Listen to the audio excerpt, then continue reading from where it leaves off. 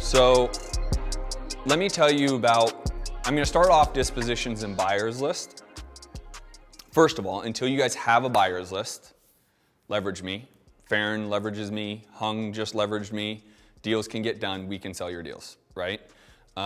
Several of our students send me the deals to sell so they can just focus on getting deals. Until you build your buyers list, leverage me. Happy to do a profit share with you guys and get the deal sold and we can roll, okay?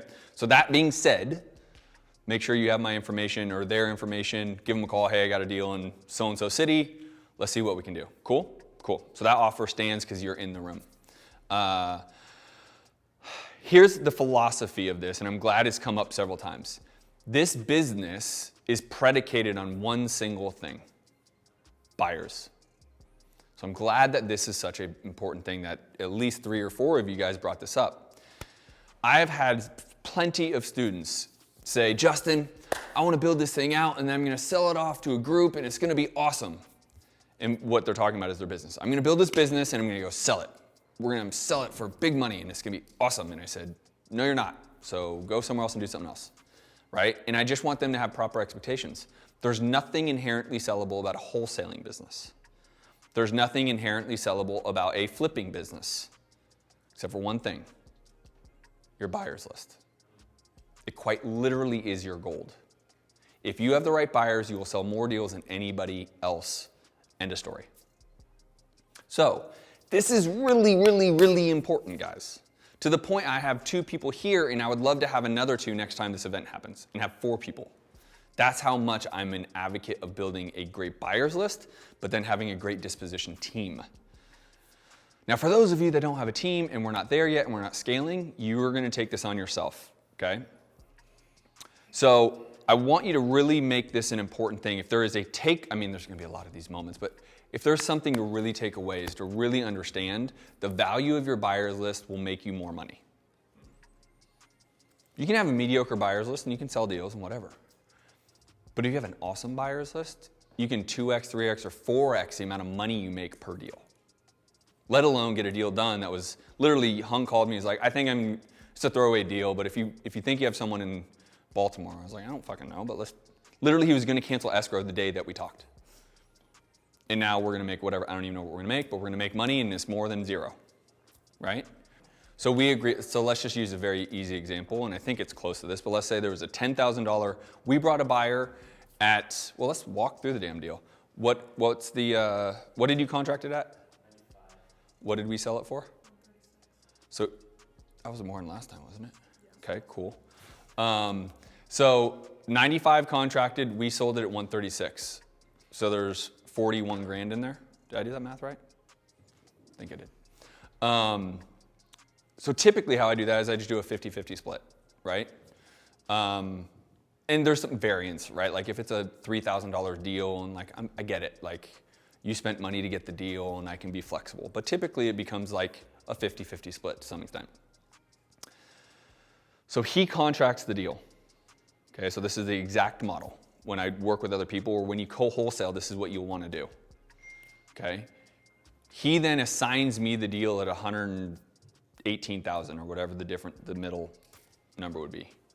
So now he's gonna make his money, right? He's gonna make his 20 grand, 22 grand, 23 grand.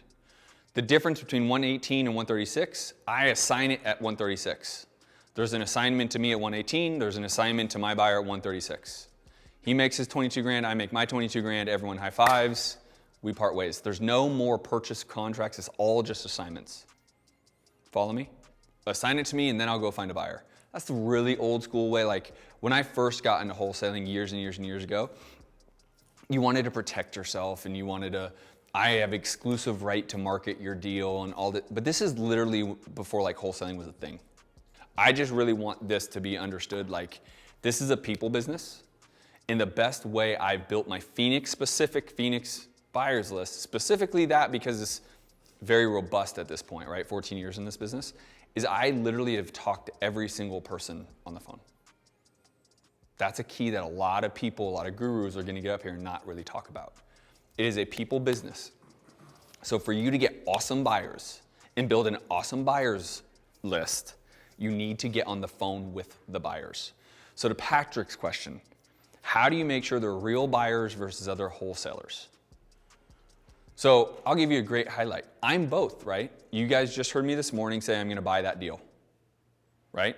I'm buying it. I'm gonna use money and I'm gonna close escrow and I'll be on title. Just buying it.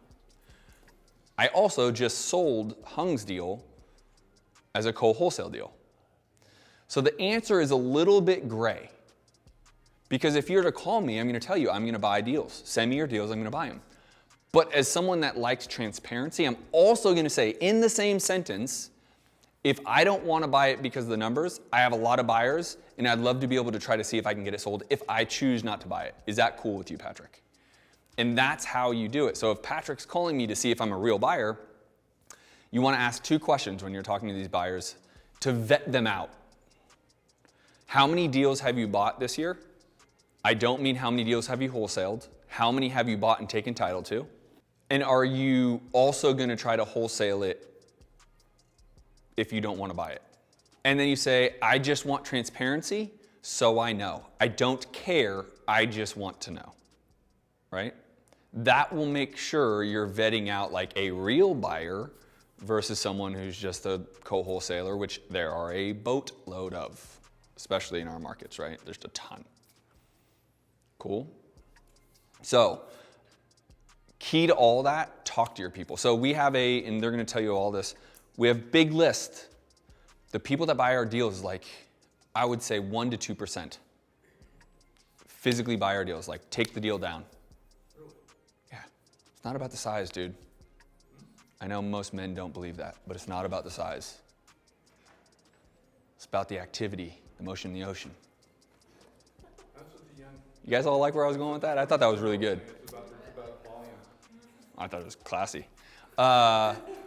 So my point being is it's about activity, right? Like I think we have a whiteboard on like active buyers. I think there's 47 or 57 buyers in Phoenix that perform. And even smaller, there's like probably 10 that we would literally just say, do you want this or not? There's like 5. And those 5 probably buy 98% of our deals in Phoenix. 5 people. It's just really imperative that you understand it isn't really about the size. Like we technically have a 2.2 million person buyers list nationwide. Irrelevant. It's cool, but when we're selling something in Cincinnati, Ohio, Baltimore, how many people did you talk to? Like actually on the phone? Yeah. She talked to 20 people, 1 of them bought it. That's the business. And now those 20 people, if we ever have another deal in Baltimore, we have 20 people that we know she can call immediately. Hey, we got another one. Hey, we got another one. Hey, we got another one. You guys don't want it? Great. Now it can go to a much larger list.